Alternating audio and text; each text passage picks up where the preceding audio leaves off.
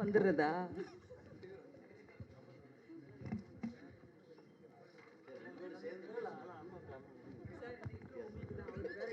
இல்லை இல்லை, அந்த இன்ட்ரோ அண்ணனுக்கும் பொருந்தும்.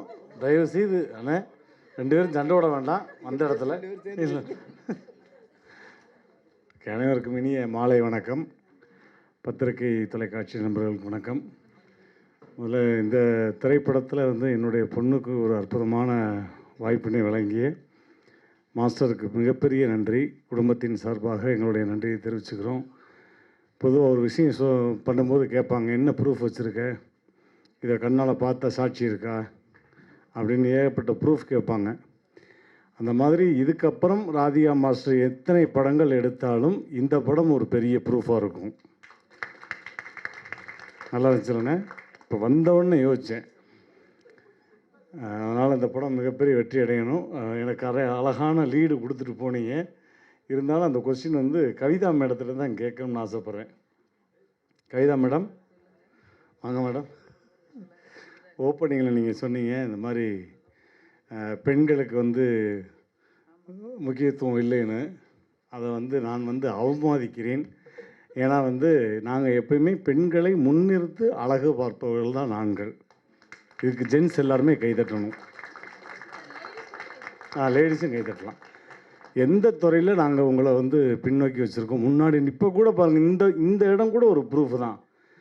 ராதிகா மாஸ்டரை மேடை ஏற்றி அழகு பார்த்து கணவர் இருக்கிற இடம் தெரியாமல் ஓரமாக உட்காந்துருக்கா. இதை விட ஒரு பெரிய ப்ரூஃப் வேணுமா? கங்கை, யமுனை, கோதாவரி, சரஸ்வதின்னு பெண்கள் நதி தான் ஓடுது. எங்கேயாவது ரோபோசக்கர் நதி, ஸ்னேக நதின்னு ஓடுதா? கல்விக்கு அதிபதி யார்? சரஸ்வதி. எங்கேயாவது சுப்பிரமணியன் இருக்கா? அப்படி எல்லா இடத்துலையும் நீங்கள் தாய்மொழின்னு இருக்குது, தந்தை மொழின்னு இருக்கா, மாதா பிதா குரு தெய்வம்னு தான் சொல்கிறோம். அங்கேயும் நீங்கள் தான். அப்படின்றப்ப என்ன மேடம், வாழ்க்கையில் எப்போவுமே இருக்கும். அதுக்கு என்னுடைய மனைவியை நான் உதாரணமாக வச்சுருக்கேன். இதை விட வேறு என்ன ப்ரூஃப் வேணும்? தாய்க்கு பின் தாரம் சொல்லுவாங்க. நான் தாரத்திலே தாயாகத்தான் பார்க்குறேன்.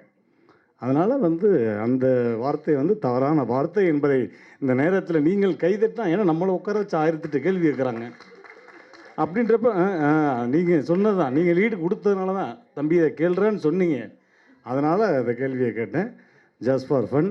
பட் இருந்தாலும் இந்த திரைப்படம் மிகப்பெரிய வெற்றி அடையும் சொல்லி மனமார்ந்த வாழ்த்துக்கள். ஒரு நல்ல ஒரு ஆப்பர்ச்சுனிட்டி என்னுடைய மகளுக்கு கொடுத்துருக்கீங்க மாஸ்டர்.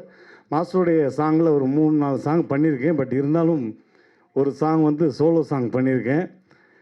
அது கூடிய விரைவில் அந்த பாட்டு மிகப்பெரிய ஹிட் ஆகும். அதற்கு மிகப்பெரிய நன்றி.